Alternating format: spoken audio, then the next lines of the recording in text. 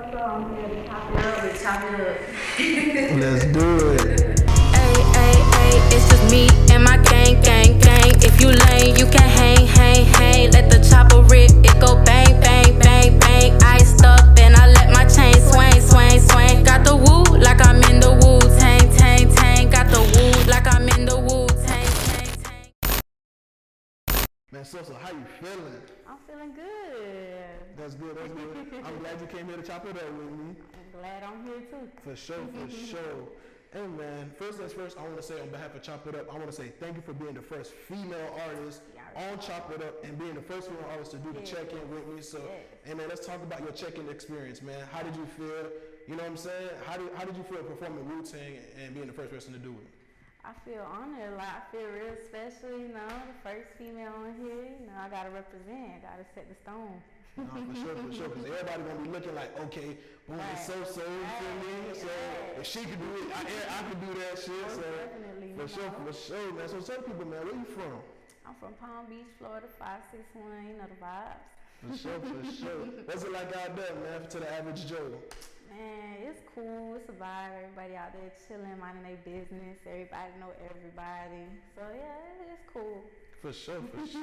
So talk to me, man. What was your upbringing like, and like, what's your nationality like? Walk us through. My upbringing, you know, just a young girl hustling, trying to make a way, living my dreams. Growing up working 9 to 5 since I was like 14, 15. Right. Trying to make some money. I worked at KFC. I don't got no shame, you know. Oh, shit. Humble beginnings. For sure. I'm Colombian, so I'm Latina. Okay. Both sides of my family got some Mexican. I got a lot of different things going on in my background. And everybody always think, like, what the fuck is she? Yeah, that's why I asked. Tell people. For sure. So what was it like being like growing up in a Colombian household? Was your parents strict? Like, you gotta be home at this time? Like, talk to me. It wasn't too strict because my mom, like, she was strict with certain things, like, you know, typical island Colombian Latin shit. You know, like, can't be around boys, you can't sleep over, you can't shave, you can't go outside past this time, you better be inside, you know, like shit like that. So For sure. I wasn't allowed to do a lot of things that other girls were doing in middle school. Right. Like my mom ain't even let me shave my legs. I'm like, girl, I'm very surprised. Yeah. Like, you can't do that. You don't need to be too grown yet. Like, For sure. well, yeah, it wasn't too bad. My mom, she grew up in Chicago, so she was more like, Oh, she was okay. a OG, you know. Yeah. She kind of, there were certain things she was like, but I started going on. She was cool, you know. For sure. So like, what do you think your mom, like, you growing up now, being a grown woman now, like, how does she feel? Like, you know what I'm saying? You being a rapper, now you really outside, now you can shave, you know what I'm saying? Talk to me. I feel like she always knew it was gonna be something with me, like, like she was not surprised. She was like, I already knew. You grew up not giving no fuck about shit. Yeah. You grew up, nobody could tell you shit. So she was like, I ain't even surprised. You just started rapping. Yeah. So yeah, she support me. She put on my music when she cleaning the house and shit. That's real. So at first it was like hard for her because, you know, she seen what happens to other rappers. Right. Like she's like, what if somebody try to hurt you? Or, you know, rappers getting shot and she see it all the time. Cause my mom young, so she got Instagram. Sure. You know. She in tune type. Yeah, like she know what's up. So she always tells me like, just be careful, be safe. You know, watch your surroundings, watch who you hang around. Don't flash your money. Don't post your cars. Don't post. You know, my mom. She on point. Yeah, she on point. Like she taught me how to be. Like how to move and like exactly. That's what's up. Text me this. So now that your mom is like fully like with you right now, like full support, like how does that make you feel knowing like, you know, you got your family with you? It feels good. Like I always just had my mom. I ain't never I never had cousins. I never had siblings. Never had aunties, uncles. Okay. I literally just grew up with my mom. So I'm still with my mom. She's still rocking with me. She's like my best friend. You know. For sure. Me and her, we used to fight Yeah. All the time. For sure. All the time. For sure. But she's there for me, you know, for my son too. She's like another parent to my son. No, that's real. So I really appreciate her for real, because I don't know where I would be without her. Nah, for sure, for sure. So let's talk about it. Did you have any influencers like coming up? Like, was I influenced by anybody? Yeah, like resonates, like, you know, somebody on the streets, maybe the music you listen to, you know, saying you saying you're a bad jit. So like, what was it that, you know, influenced you? What influenced me? I don't know. I never really was like influenced by anybody. I just always knew that. I always felt it like I knew I had to do something more with my life. Right. I never get comfortable. And so I always want more and more. And my mom taught me, like, we need to be grateful for what you have, but I always was like, I'm grateful for what I have, but that don't mean that I can't want more. Exactly, dog. That's like, for sure. So I had to get out of that. You know, when you grow up a certain way, where you don't have a lot of money, you don't have a lot of things, your parents sometimes come from, like, different, you know, countries. Right. They tell you, oh, well, at least you have this. At least you have this. These kids don't have that. Where I'm from, they don't have that. And I'm like, Ma, you got to stop thinking like that, because, I could be happy with what I have, but I'm not going to be comfortable with that shit. And a lot of people get used to that, and that's why they still stuck, you know? No, for sure. That's real, because even my, my background, I'm Haitian, so like, you know, a lot of stuff, you know, coming up, you know, both of my parents, before they got a divorce, we ain't have enough, you know what I'm saying? There's a lot of things, you know, I wish I had these, you know, the newest Jordans, the newest Nikes. And they're like, oh, but you have to be happy with it. Exactly. Be comfortable, be happy. Exactly. And it's like, yes, I get that, but that don't mean that I don't want more. Like, I could still want the Jordans and be happy with what I got. But exactly. I'm gonna go outside and I'm gonna get some Jordans. No, that's for sure. That's for sure. So were you an athlete growing up? Did you do any sports, like in high school, middle school, or anything? I played sports when I was younger. In high school, I ain't do shit. Yeah. Middle school, not really. I tried to do track in middle school. I wasn't really good in school, so I couldn't keep up with the grades. And I wanted to do basketball, couldn't do that because my GPA wasn't there. But before that, I played baseball. I was the only girl on the team. This was like a long time ago. I did dance. That's really it. I ain't really do shit. I was in like football in elementary school. You know, kickball. We had the sports club, but I was never like an athlete. Yeah. So you did a little bit of everything. Yeah, just everywhere. No, for sure. So talk to me, man. Talk to me. What would you say was your high school experience? Like, what was it like growing up in high school? You know, being a young adult. What was young So-So doing at the time? Young So-So was outside.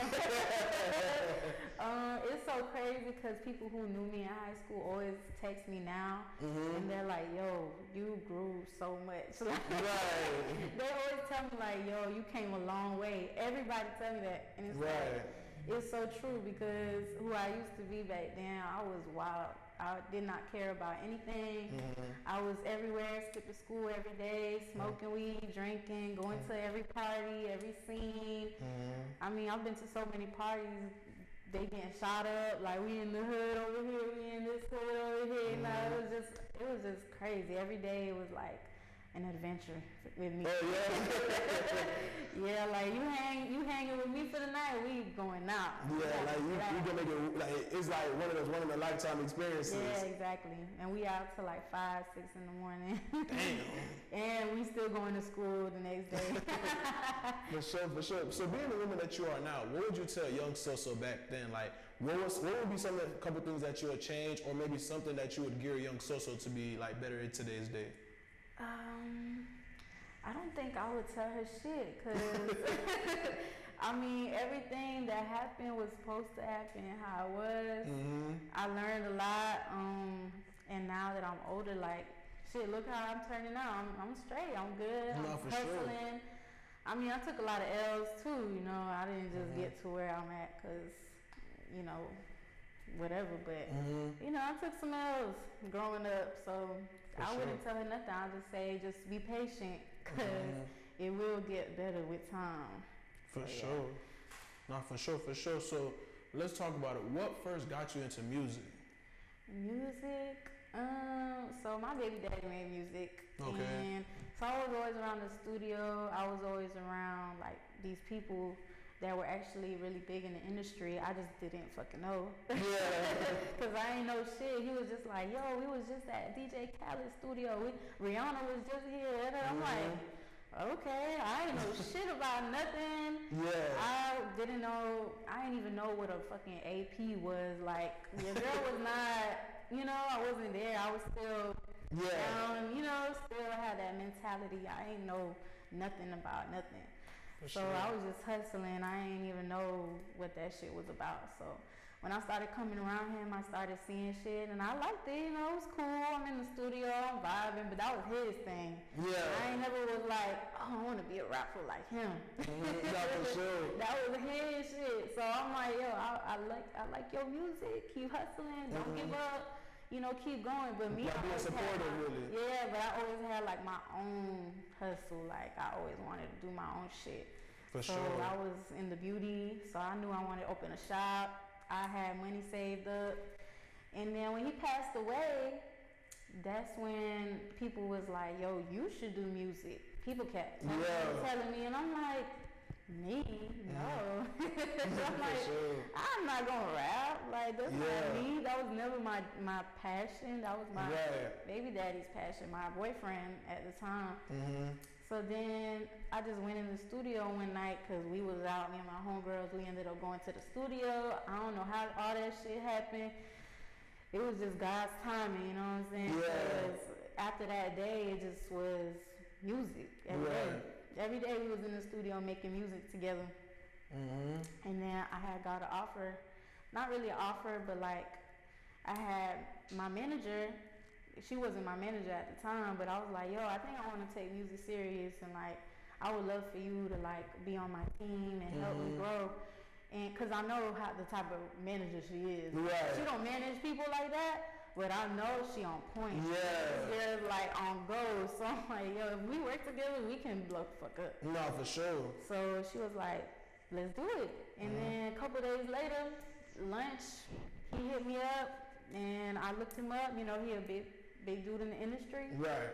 And we started meeting up with him all the time, and we built a connection. Like, we like family. We love each other. We support each other. And that's just how the music came about. No, for sure. That's real. So for the people that don't know, man, who is your baby's father? His name was J.L. Sama, Palm Beach rapper, coming up on the rise. He was dope. It's crazy. He was so humble. Yeah. And he ain't have to wear like expensive shit and jewelry. But he was so respected everywhere he went. And that's why I'm the way I am now. Like, he taught me how to be like that, Like, you don't gotta do too much if you real and you just 100 and you solid and you live your truth.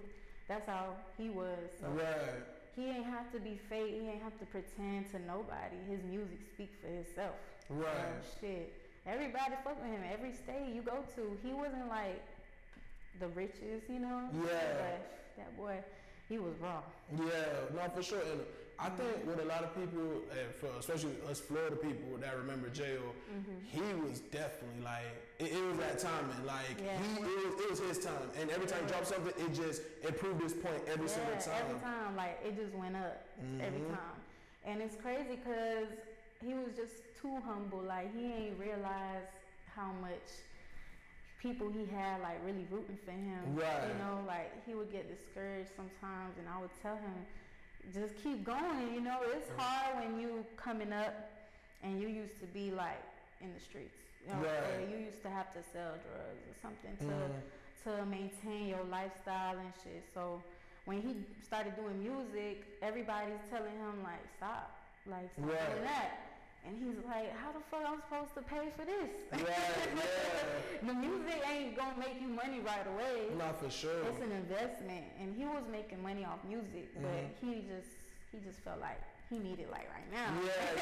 Not for sure. But yeah, he was so dope. Like, he had an old soul. He was very open-minded. He was like different from anybody I've ever met. Like, any man, any little boy I've ever met.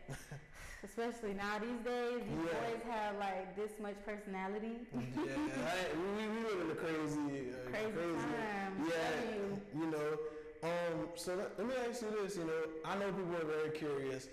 You and JL, y'all like a Florida love story. Like a lot of people that actually was tuned in, especially with his music, and like really like kind of saw you guys from like the naked eye, or like even from a microscope, knew like y'all was just locked in. You know what I'm saying? Like, what was it like? You know, when you met him, how'd you meet him? Like what people think is that you know someone is the one, basically. It was so long ago, and what's crazy is it's a lot of things that like, you know, I forget because I don't even remember anything before jail. Like, it's just crazy. Like, all that shit is like a blur to me. I remember we met at a party, and I was hosting the party. Yes, I was wilding. I was looking so ratchet. Like, I'm telling you, I had jean shorts, a fucking crop top white shirt, a red bandana, my golds in my eye, a wig from the fucking hair store. Like, so ghetto, okay? And we was in the party, and this is like in the hood too, you know what I'm saying? Down by Riviera. Okay. And he was performing, I was hosting, so I seen him get on stage, and I was like right in front of the stage. And I seen him looking at me, I'm like, hey. It's like that aura over him kind of thing. Like I liked his vibe, but I didn't even know who he was like that. I knew his music, but I never knew the face behind the music. Right. And I thought he was from Orlando. Like, how did I not know this man when I lived around there the whole time? That's so crazy. And my friend was like, you don't know who that is? I'm like, I know who that is, but like, I don't really know who that is. Yeah, not for sure. So yeah, he hit me up in my DMs the next day like, oh, what's up? And I'm like, he was cool.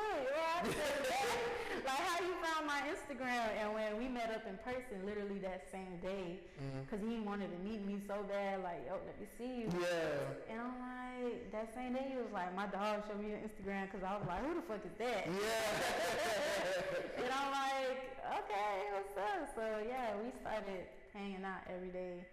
It was a lot of shit going on with both of our lives. You know, we was moving fast. Yeah. Like, both of us, we was on the move. He making music, he in the studio, he with his dogs, he over here, over there, and I'm all over the place. And I was still in school. For sure. So I'm like, we want to meet me today. I'm like, boy, I'm in school. Like, you grown as fuck. Like, I'm only 17 years old. That's how old I was. He was 21, he was 4 years older than me. Right. So I'm like, why you like my young ass? Like, please go away. And what's crazy is like we just vibe like every day. And you know, at first he just got out of prison, so he was being a little corny, you know what I'm saying? But I ain't give him none, so he liked that. And he was like, you showed your words. Yeah, he was like, For sure. You playing hard, like, I like that. For sure. So he kept trying. For sure, man. For all y'all ladies, man, take notes. Little social saying, please, let the nigga wait for the cookie. Right, don't give it up, because listen, you gonna see the difference, okay? Because I've been in both sides. I gave it up before too fast, and they don't like that, okay? For sure. You gotta make sure you make them work for it. So that's what I did. And yeah, he wanted to cuff me. He asked me to be his girl. I was like, okay. Moved in together right away, did all that. So yeah. For sure. So yeah, it was a vibe, yeah. So after that, we moved in, and I got pregnant, and yeah. The rest is history. The rest is history. For sure. All right, I don't know if you're comfortable. Are you comfortable talking about that tragic day that you found out that he passed? Yeah, we can talk about it. Yeah. So how did that day happen? And like, how did it like change your mindset? Maybe even on men, on your mind. Like, how did that transpire to like push you to the woman that you are today? Because I'm not gonna lie, for someone, especially as a woman as you are, you've grown, you've pushed, you became it's like you became a better mother. Like, you put so much in his name, and you pushed everything to make you a better person. Like, walk us through, like, talk about the tragic day and like how it even got you here today. Man, that day was crazy. Like, before, when we moved in together, like we lived together, I just learned a lot from him. He was older than me, so he taught me a lot of things, like patience and how to understand and how to show love and how to be there for people. Cause really, I was like solo. Right. Type of bitch. Like I don't have to be friends with no fucking body. Right. That's how I used to be. So, like I used to have friends and they would do something to me. I'm like, yeah, cut the fuck off. Like ain't no ifs, ands, and buts about it. You out of my life. But he taught me how to hold it down. Like sometimes you just gotta talk, like squash shit, and that's how I am now with my friends. Like now we've been together for years, me and my homegirls. For sure. We learned how to just communicate, and I learned that from him. But that tragedy, like that day, that shit just changed my life. Like I ain't never feel like pain like that before. I've lost friends in high school. Like I've had a best friend that got shot. Right. You know, I've had another friend get shot, and he was only like 16. Right. So it's like I've seen people die around me like that with my friends, but it's different when you like lay your head with somebody every night. Right. Even though we just met, I loved him so much. Like we were together for a year, and I felt like I've known him my whole life.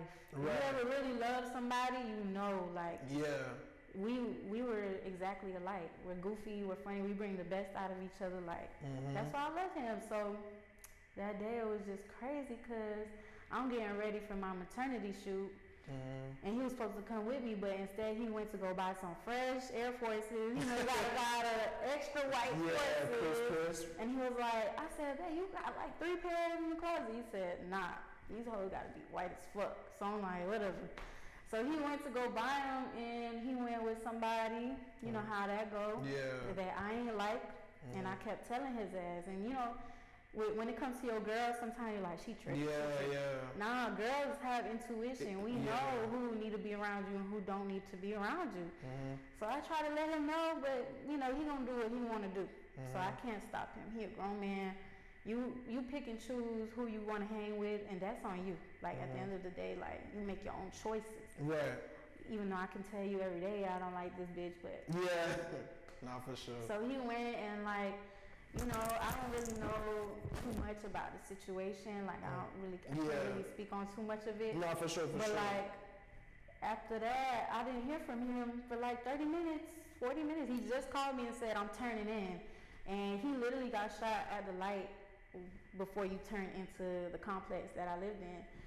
So when he got shot, what I know is that, you know, the person he was with left his ass, and that's how he died, because he ain't taken to the hospital. So like I just knew something bad happened because I felt it, and I just started crying. I'm at the apartment calling him, and it's going through, so his phone's not dead. I'm texting him, the text messages are delivering, you know what I'm saying? So it's not like he wasn't picking up, you know what I'm saying? Like he didn't have his phone, whatever. So after that shit, like I just knew something happened. I'm like, yo, I just talked to him 5 minutes ago, 10 minutes ago, 20. Now it's like 30 minutes. I'm like, yo. So I left the crib. I had his location because I was that crazy baby mama. I used to follow him everywhere. So I went to his location. When I pulled up, it's like all these cop cars, and I see the car they was in, and I see blood all over the floor, and I'm like, what the fuck happened? Yo, like, so I started telling the car, I'm trying to walk up to the damn car. Like, I didn't care about nothing. Like, I didn't give a fuck. So I'm walking up to the car, and the 2 cops had to hold me back. And I'm like, no, like, I want to see what the fuck going on. Like, what's going on? You got Channel 5 News pulling up. Like, obviously somebody got shot or somebody died. I'm not stupid. I see yellow tape. Like, that means somebody fucking died. So my homeboy was with me, and he was like, just get in the car, we'll go to the hospital right here. So when I pull up, they don't even know who I'm talking about when I say his name. And then a cop tells me they want to talk to me, and they're not telling me what happened to him though. You know, they're like, oh, did he have any like enemies? I'm like, what the fuck is going on? Like, get to the point, you feel me? I had like anxiety, I wanted to throw up. I was so sick to my stomach that whole time. And I'm trying to figure out where he is, because I don't know what the fuck happened. I'm calling his other homeboy, he's not picking up. I'm blowing him up, not picking up. I'm thinking somebody got shot. It was either him or his friend. And if it was his friend, then he probably skirted off, or it dropped him at the hospital and left. I don't know. So then the nurse was already looking at me and she kept shaking her head. So I'm like, something happened to him. Mm-hmm. So people started texting me like, oh, yo, I'm so sorry for your loss. And I'm like, what the fuck are you talking about? Like, how do you know that? And I don't know nothing. And I'm at the hospital, right? I'm talking to the cops. And that shit was already on the news while I'm sitting in the hospital. I see that shit on the news. Oh, one dead, whatever. And I'm like, you feel me? What's going on? Yeah, so I tell the doctor, yo, I need you to come out here and tell me what's going on, because everybody fucking supposedly know already. Mm-hmm. And he was like, yeah, the cops came and they were like, yeah, he didn't make it. Like, we apologize, you feel me?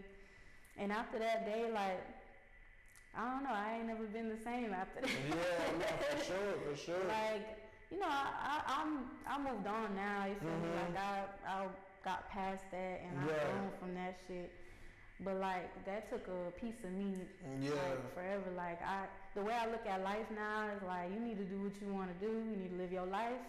You need to love who you love and hold on to them. Don't argue about no dumb shit. You know, don't snake the people around you that really care about you. Because life's too short and like you never know. You know, you might think somebody your friend, but they end up putting you in some shit like that. And you just gotta be safe and careful. No, for sure. For sure. That shit's crazy. For sure. And I'm sorry for your loss, you know, but have a chop it up, you know. But hey, now you new, you know what I'm saying? You feel me? You doing your thing right about now. Gotta keep it going. For sure. All right, man. So walk me through you know, let's talk to the brighter things now. You know what I'm saying? Let's talk about your interview with Trash Mag, talking about the dudes you like, you know what I'm saying? Talking about they gotta be a little ugly. Talk to us, man. Us fellas, we wanna know, man. What's a little ugly and what can a dude get, like, you know, what can a dude, you know what I'm saying, get a chance with so kind of thing? Yeah. What's the qualities? The qualities, so, you know, I don't like guys who are like too pretty, you know what I'm saying? Cause it's like, you think you walking around here like your shit don't stink. So yeah, but I like them like medium because you know when he look at me he's like, damn, she a bad bitch. How my ugly ass get her? Yeah. And like the qualities I just like a man that's real and is a hustler and is humble and is open-minded and is not a fucking dumbass and like care about me for real. He want to show me like he really that. So that's what I like, you know. So let me ask you this, man. What's your genre of music you say you typically make? I think I made like rap music, you know. I think I made rap, pop. I could do both. Right. Yeah. For sure. What's your creative process like when you go in the studio? My creative process? It's different.